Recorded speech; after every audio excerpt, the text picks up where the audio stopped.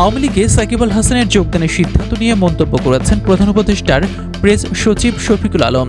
তিনি সাকিবের এই সিদ্ধান্তকে শুধু একটি ভুল পদক্ষেপই নয় বরং বিশ্বাসঘাতকতার সঙ্গে তুলনা করেছেন। বুধবার সামাজিক যোগাযোগ মাধ্যম ফেসবুকে নিজের ভেরিফাইড প্রোফাইল থেকে দেয়া এক পোস্টে তিনি এ মন্তব্য করেন।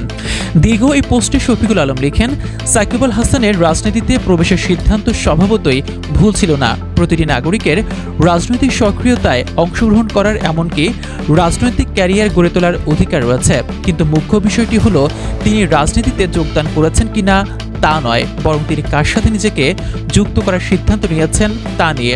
প্রেস সচিব লিখেন, যখন আওয়ামী লীগের নেতৃত্বের বিরুদ্ধে ব্যাপকভাবে মানবাধিকার লঙ্ঘনের অভিযোগ ছিল, যেমন গণহত্যা, জোরপূর্বক গুম, নির্বিচারে গ্রেপ্তার, বিরোধী দলের সদস্যদের বিরুদ্ধে মিথ্যে আইনি অভিযোগ, বিচার বহির্ভূত হত্যাকাণ্ড, পদ্ধতিগত দুর্নীতি, এমনকি ব্যাংক ডাকাতি, সাকিব নৈতিকভাবে অপ্রতিরোধ একটি সিদ্ধান্ত নিয়েছিলেন।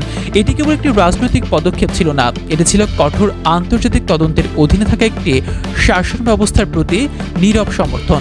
তিনি আরও লিখেন, সাকিব কেবল জনসাধারণের মনোভাব ভুল বোঝেননি, তিনি তার সিদ্ধান্তের নৈতিক গুরুত্ব উপেক্ষা করেছিলেন। সাকিব বাংলাদেশের সর্বকালের সবচেয়ে প্রতিভাবান ক্রিকেটার হতে পারেন, কিন্তু প্রতিভা ও জাতীয় দলের হয়ে পারফর্ম করা কিন্তু দায়মুক্তি দেয় না। কেউ কেবল আশা করতে পারে যে একদিন সাকিব জাতিসংঘের 127 পৃষ্ঠার প্রতিবেদনটি পড়বেন, যেখানে তার রাজনৈতিক দলের নেতৃত্বে দ্বারা সংঘটিত নৃশংসতা নথিভুক্ত করা হয়েছে। প্রেস সচিব পোস্টে ইতি টানেন এটি লিখে, একদিন সাকিবকে ফিরে আসতে হতে পারে।